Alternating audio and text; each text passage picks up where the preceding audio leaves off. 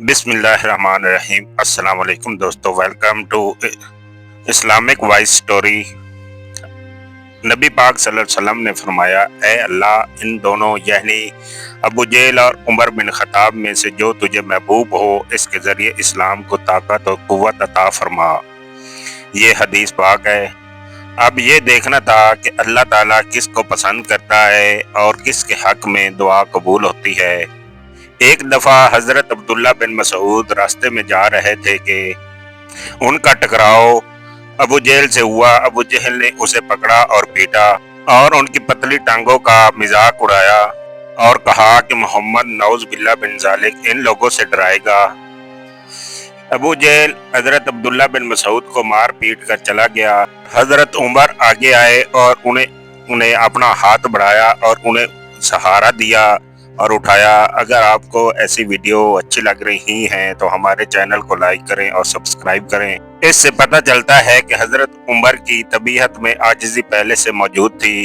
शायद हो सकता है कि यही आजिज़ी अल्लाह ताला को पसंद आई हो और हजरत अब्दुल्ला बिन मसूद ने उनसे कहा कि आप इन दोनों में से बेहतर हैं। और हजरत उमर रजी अल्लाह ताला अन्हो एक पहलवान थे और वो इस्लाम को और नबी पाक सल्लल्लाहु अलैहि वसल्लम को नाउज़ुबिल्लाह बहुत ज़्यादा नापसंद करते थे और आप सल्लल्लाहु अलैहि वसल्लम और इस्लाम के सबसे बड़े दुश्मन थे और ताकतवर कबीले की होने की वजह से एक ताकतवर शख्सियत भी थे।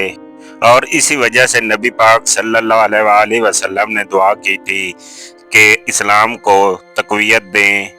लेकिन इनको जो पहला झटका लगा था वो हज़रत हमज़ा अलैहिस्सलाम का था कि उन्होंने इस्लाम कबूल कर लिया था और उन्होंने कलमा पढ़ लिया था, अशहदु अल्ला इलाहा इल्लल्लाह वहदहु ला शरीका लहु व अशहदु अन्ना मुहम्मदन अब्दुहु व रसूलुहु। हज़रत हमज़ा एक बहुत ही ताकतवर शख्सियत थे और उनके इस्लाम कबूल करने से हज़रत उमर की ज़िंदगी पर बहुत बड़ा असर पड़ा और हज़रत उमर आग बगोला होकर अपने घर से तलवार लेकर नाउज़ुबिल्लाह नबी पाक सल्लल्लाहु अलैहि वसल्लम को कत्ल करने के लिए निकले। लेकिन उन्हें क्या पता था कि अल्लाह ताला बहुत कारसाज है। हज़रत उमर रज़ी अल्लाह ताला अन्हो तलवार लेकर जा रहे थे कि रास्ते में हज़रत हुज़ैफा उन्हें रास्ते में मिल गए, जो उस वक्त मुसलमान हो चुके थे।